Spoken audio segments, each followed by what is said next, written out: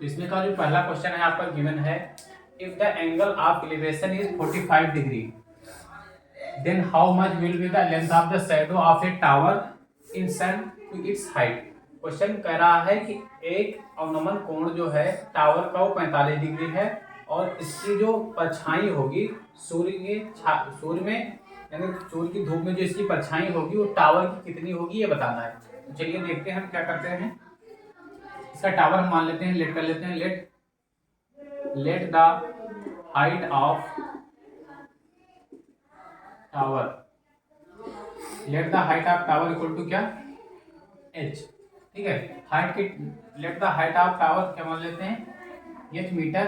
ठीक है, और उसकी परछाई हम क्या मान लेते हैं, चलिए फिगर देख लेंगे। ये हमने क्या मान लिया, हाइट मान ली टावर की, ये कितनी मान ली, h। इसको नाम हमने दे दिया क्या है, b एंड c। और इसकी जो परछाई बनेगी इधर बनेगी, ये इसकी शैडो होगी। ठीक है, ये इसकी शैडो हो जाएगी और इसको क्या करते हैं हम ऐसे मिला देते हैं। तो ये जो हाइट है टावर की, टावर बिल्कुल एकदम सीधा है तो कितना हो जाएगा, इसका एंगल 90 डिग्री हो जाएगा और इसका जो एलिवेशन एंगल बन रहा है टावर का वो कितना है, 45 डिग्री। ठीक है, और इसको हम क्या मान लेते हैं, a।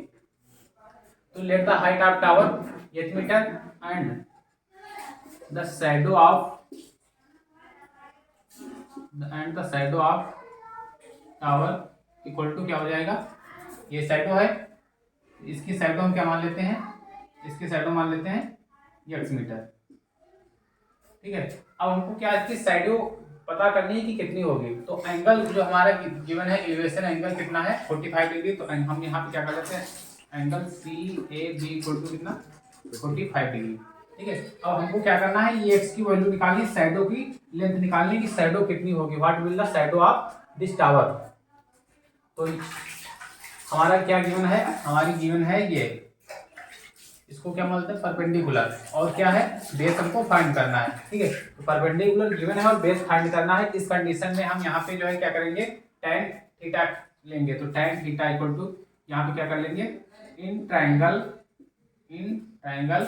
ABC, राइट ट्राइंगल है तो इन ट्राइंगल ABC क्या हो जाएगा, tan थीटा इक्वल टू क्या होता है, परपेंडिकुलर अपॉन बेस।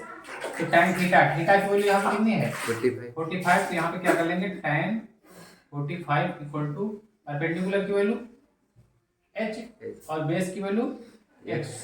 अब tan 45 की वैल्यू कितनी होती है, 1, ये चपान यस। अब यहाँ पे क्या करेंगे, क्रॉस मल्टीप्लाई कराएंगे। तो क्रॉस मल्टीप्लाई कराएंगे तो x इक्वल टू कितना हो जाएगा, h मीटर। तो x इक्वल टू कितना हो जाएगा, h। यानी जो इसकी शैडो की लेंथ होगी वो क्या होगी, उसकी टावर की हाइट के क्या होगी, इक्वल होगी। ठीक है, यही तो आ रहा देखो, x इक्वल टू h। यानी तो यहाँ पे लिख देंगे length of shadow equal to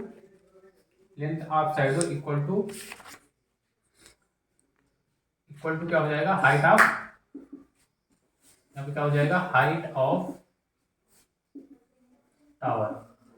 यानी जितनी टावर की ऊंचाई होगी उतनी ही क्या होगी, इसकी टावर की लेंथ होगी। उनकी शैडो यानी परछाई जितनी उसकी टावर की ऊंचाई होगी उतनी ही परछाई इसकी क्या हो जाएगी, इसकी उतनी ही परछाई हो जाएगी। तो इसके क्या हो जाएगा, इक्वल हो जाएगा। ठीक है, तो इस तरह से लग जाएगा क्वेश्चन।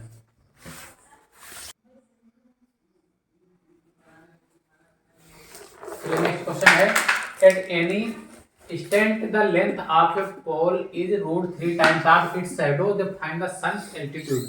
हमें क्या करना है क्वेश्चन में कि किसी बिंदु से जो है पोल की जो परछाई है वो 3 टाइम्स, जो पोल की लंबाई है वो 3 टाइम्स है किसकी, इट्स शैडो, यानी शैडो की कितनी है, 3 टाइम्स है। और हमको क्या करना है, सन्स की एल्टीट्यूड फाइंड करनी है, यानी सन्स की उसकी एल्टीट्यूड फाइंड करनी है। चलिए देखते हैं कैसे। तो सबसे पहले हम लोग क्या कर लेते हैं, लेट मान लेते हैं, let the length of shadow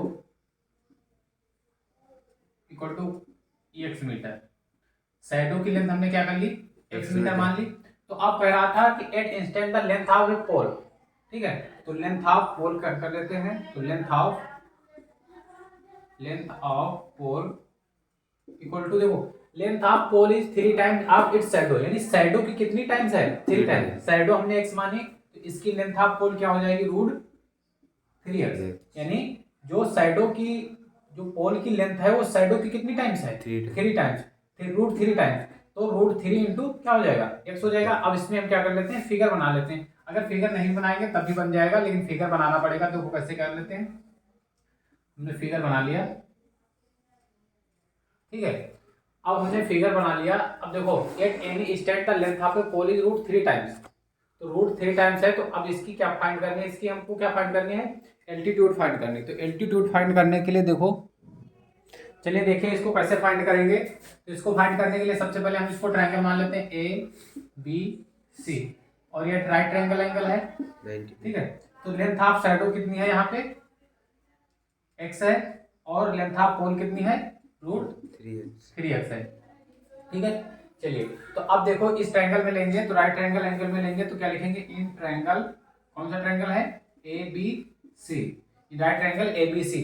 अब देखो यहाँ पे tan थीटा इक्वल टू लेंगे हम, यहाँ पे इसका एंगल क्या मान लेते हैं? सपोज कर लेते हैं क्या है? थीटा है। तो tan थीटा इक्वल टू क्या होता है?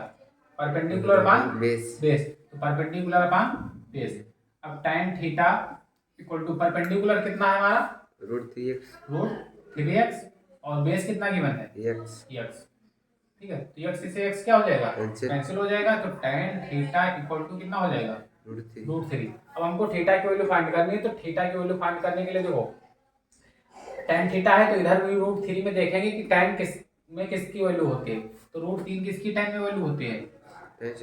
tan 60 degree. अब tan से tan क्या हो जाएगा? कैंसिल हो जाएगा। तो थीटा इक्वल टू कितना आ जाएगा? 60 डिग्री। तो इसका एल्टीट्यूड कितना हो जाएगा? 60 डिग्री, ठीक है। तो इस तरह से हमारा जो थीटा आ जाएगा कितना आ जाएगा? 60 डिग्री आंसर हो जाएगा इसका, ठीक है। तो इस तरह से लग जाएगा।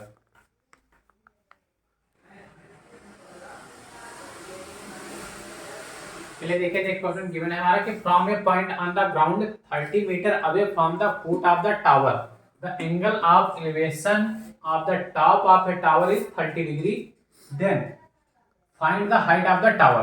क्वेश्चन कह रहा है कि from a point on the ground, यानी निश्चित बिंदु से एक बिंदु है, वहां से ग्राउंड यानी जमीन के बिंदु से 30 metre away from the foot of the tower, जो टावर खड़ा हुआ है उसके नीचे से, टावर का जो पैर मतलब टावर जहां पे है वहां से 30 मीटर दूर पर angle of elevation of the top of tower, यानी टॉप की ऊंचाई से जो उसका उन्नयन कोण बनना हो कितना बनना है? 30 degree. Then find the height of the tower, यानी टावर की हमको क्या फाइंड करनी है? हाइट फाइंड करनी है। हम क्या कर लेते हैं, ये मान लेते हैं क्या है? टावर है। हमने सपोज कर लिया है कि ए बी क्या है? टावर है, ठीक है।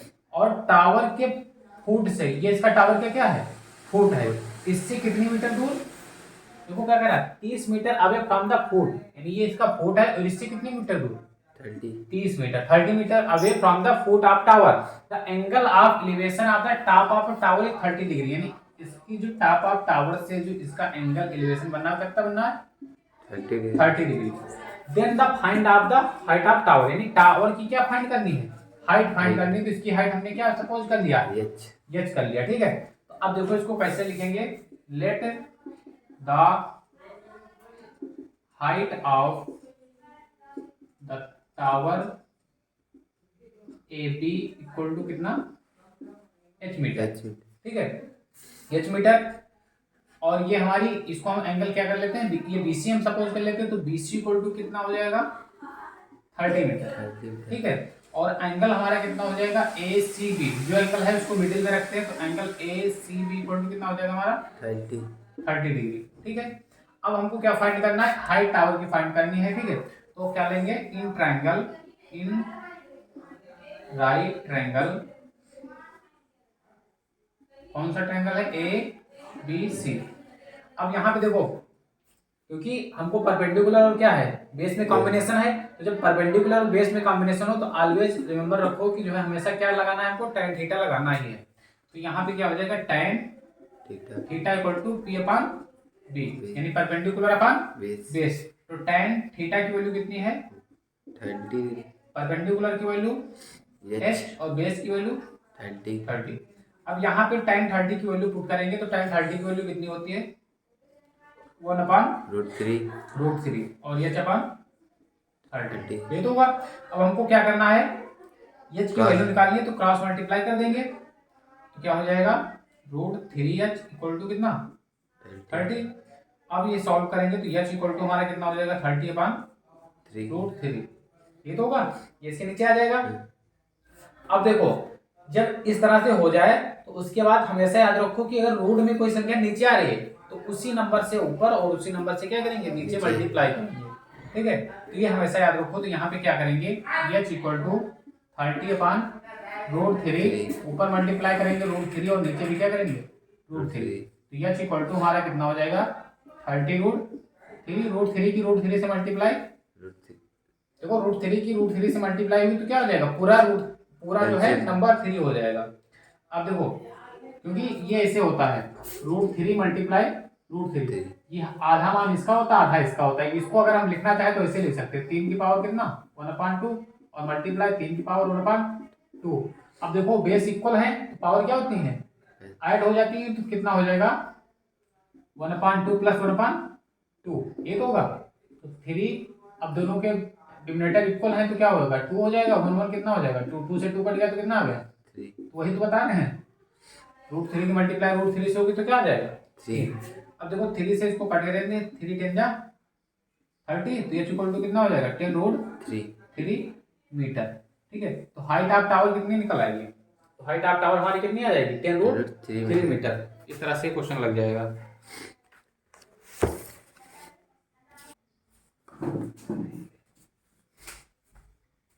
चलिए नेक्स्ट क्वेश्चन है, a tree stand vertically on the ground from a point on the ground 10√3 metre away from the foot of the tree, the angle of elevation of the top of the tree 60 degree, then find the height of tree.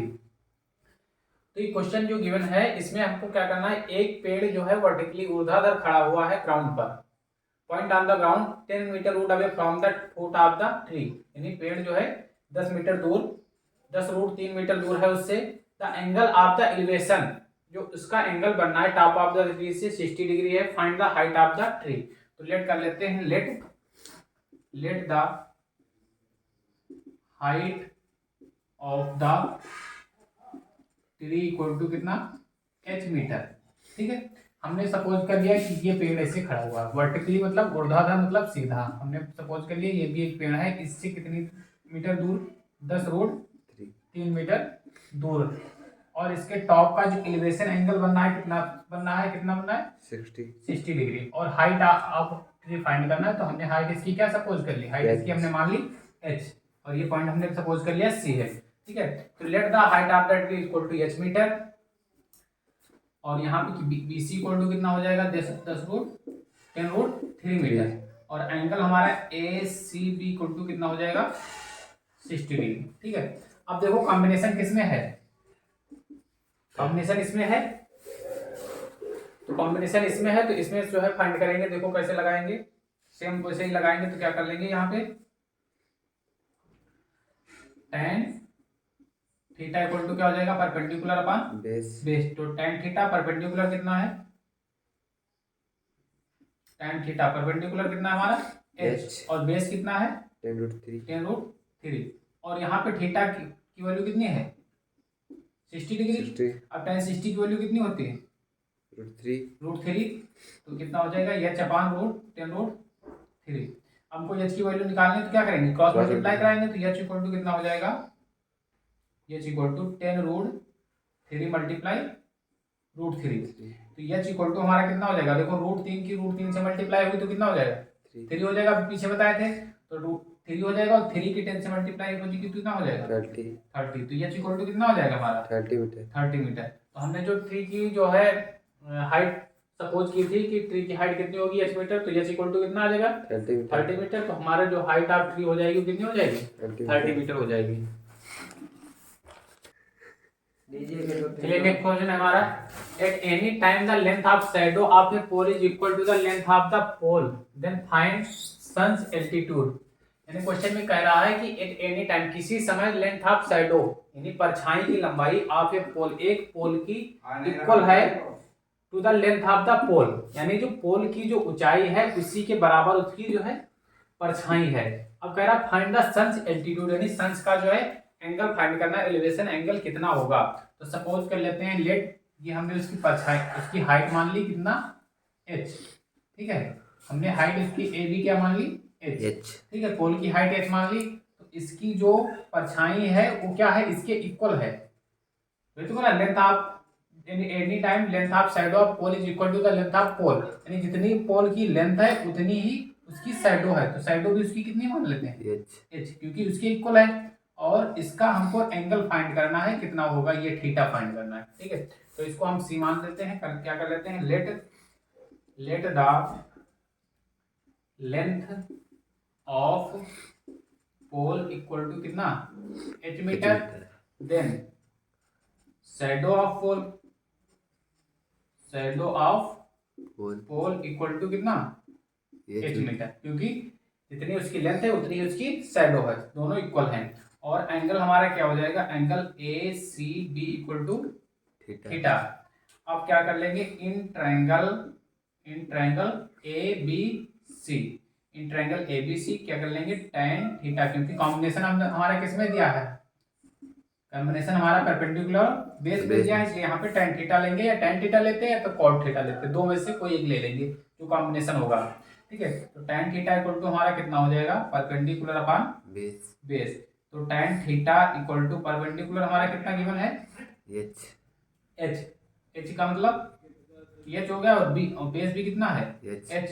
तो tan theta equal to हमारा कितना हो जाएगा, h से h cancel, कितना आ जाएगा 1। और 1 जो है tan में किसकी वैल्यू होती है, tan 45 की वैल्यू होती है। तो इसको हम क्या कर सकते हैं, tan 45 लिखें या पाई बाय 4 लिखें। देखो पाई की वैल्यू ऐसे में कितनी होती है, 180 होती है, और इसको 4 से जब डिवाइड करेंगे तो कितना हो जाएगा, 4 4 जा 2 4 5 जा 45 भी तो आएगा। तो इसको पाई बाय 4 भी ले सकते हैं, क्योंकि पाई का वैल्यू जब रेडियन में रखते हैं तो 180 होता है, और अगर वैसे क्वेश्चनों में रखते हैं तो 22/7 होता है, ठीक है। तो यहाँ पे tan ये रख लिया, अब tan से tan क्या हो जाएगा, कैंसिल। तो थीटा इक्वल टू कितना आ जाएगा, पाई बाय 4। तो एंगल हमारा कितना आ जाएगा, पाई बाय 4 या 45, ठीक है। तो इस तरह से इसको कर लेंगे, क्योंकि दोनों हाइट और जो भी थी वो भी एस थी और शैडो भी इक्वल थी दोनों के। तो यहाँ पे रख के सॉल्व कर लिया, उसके बाद पूरा कट गया, और एक वैल्यू जो है tan में 45 की होती है, तो वो रख के थीटा की वैल्यू हमने निकाल ली, ठीक है। तो इस तरह से ये लग जाएगा। चलिए देखिए हमारा नेक्स्ट क्वेश्चन है, an electric pole is 10 metre high, a steel wire tied to top of the pole is affixed at a point on the ground to keep the pole upright. If the wire makes an angle of 45 degree with the horizontal through the foot of the pole, find the length of the wire. Question कह रहा है कि 7 number जो question है हमारा, कि एक electric pole है, एक बिजली का खंभा है जो 10 मीटर क्या है, ऊंचा है, और उससे एक स्टील का तार बांध दिया गया है कि ताकि पोल जो है वो खंभा जो है वो बिल्कुल निश्चित स्थान पर टिका रहे, और उस तार को लाके ग्राउंड से बांध दिया जाता है। If the wire makes an angle of 45 degree, तो जो तार है वो 45 डिग्री का कोण बनाता है उसके पैर उस खंभे से, तो खंभे की ऊंचाई से, तो pole find the length of the wire, यानी लेंथ फाइंड करनी है वायर की। तो मान लो ये हमारा 10 मीटर ऊंचा, ये हमारा क्या हो गया, एक पोल हो गया। ये 10 मीटर ऊंचा क्या है, पोल है, इसको हमने ए बी सपोज कर लिया, 10 मीटर ऊंचाई पोल है। और फिर उससे सपोज कर लिया कि ये क्या है, एक तार। पोल देखा है जब खंभा बिजली वाले लगाए जाते हैं तो उससे एक तार खींच के बांधा जाता है ताकि जो है खंभा बिल्कुल सही रहे। तो ये जो है सपोज कर लिया गया, ये तार हमने यहाँ बांधा है, और जो ये एंगल बना रहा है इसके साथ, तो कितने का बना रहा है, 45 डिग्री का, ये तो दिया है 45 डिग्री। अब कह रहा है कि जो ये तार है, ये वाला तार ए बी सी, ये तार, इस तार की हमको क्या फाइंड करनी है, लेंथ की, मतलब ये कितना मीटर लंबा तार बांधा गया है। तो हम मान लेते हैं h मीटर लंबा क्या हो गया है, तार बांधा गया है, ठीक है। अब देखो, तो यहाँ पे हमने कर दिया लेट द, जो हमको निकालना है वही मान लेते हैं। तो let the length of wire A C equal to कितना, h मीटर, ठीक है। अब देखो और क्या गिवन है हमको, हाइट ऑफ पोल गिवन है। तो हाइट ऑफ पोल कितनी हो जाएगी हमारी, 10 मीटर, ये तो गिवन है, हाइट ऑफ पोल 10 मीटर। और एंगल हमको कितना गिवन है, angle A C B equal to 45 degree. अब देखो कॉम्बिनेशन हमारा किसमें है, हमारा कॉम्बिनेशन है ये क्या है, हाइपोटेनियस है और क्या है, परपेंडिकुलर है। तो कॉम्बिनेशन बताए थे कि जिसमें कॉम्बिनेशन दिया हो वही यहाँ पे जो है रेशियो लिया जाएगा। तो कॉम्बिनेशन हमारा परपेंडिकुलर और हाइपोटेनियस में है। तो परपेंडिकुलर और हाइपोटेनियस किसमें होता है, बोलो। इन ट्राइंगल हम क्या कर लेंगे, इन ट्राइंगल एबीसी। अब परपेंडिकुलर और हाइपोटेनियस किसमें होता है, बताओ। साइन थीटा में होता है, साइन थीटा में तो होता है परपेंडिकुलर अपन हाइपोटेनियस, या कोसेक थीटा में होगा। तो यहाँ पे क्या हम लेंगे, साइन थीटा इक्वल टू क्या होता है, परपेंडिकुलर अपन हाइपोटेनियस, क्योंकि हमको हाइपोटेनियस फाइंड करनी है और परपेंडिकुलर गिवन है।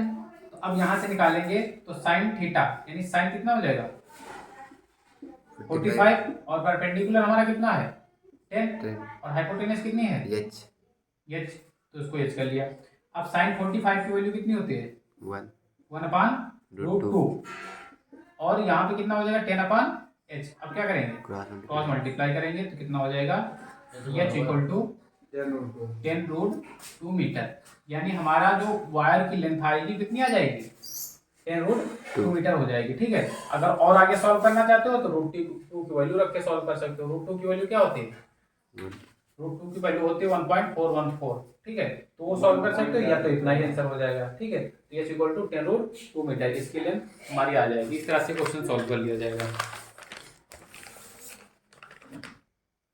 और अगर सॉल्व करना चाहो तो आगे इसको सॉल्व कर सकते हो। इसमें क्या कर सकते हैं, √2 की वैल्यू पुट करेंगे तो देखो h इक्वल टू कितना हो जाएगा 10√2। तो h इक्वल टू 10 मल्टीप्लाई √2 की वैल्यू कितनी होती है 1.414। ठीक है, तो अब यहाँ से सॉल्व करोगे तो अगर 10 से मल्टीप्लाई कराओगे तो h इक्वल टू कितना हो जाएगा हमारा, पॉइंट एक यहाँ पे है एक जीरो है तो एक पॉइंट क्या हो जाएगा इधर आ जाएगा, कितना हो जाएगा 14.14 मीटर। ठीक है, तो ये इस तरह से हमारी h की वैल्यू यानी लेंथ ऑफ वायर जो है निकल आएगा। ठीक है, तो ये भी आंसर सही है और अगर आगे थोड़ा और सॉल्व कर दोगे तो ये भी सही है। ठीक है, तो इस तरह से ये सॉल्व हो जाएगा।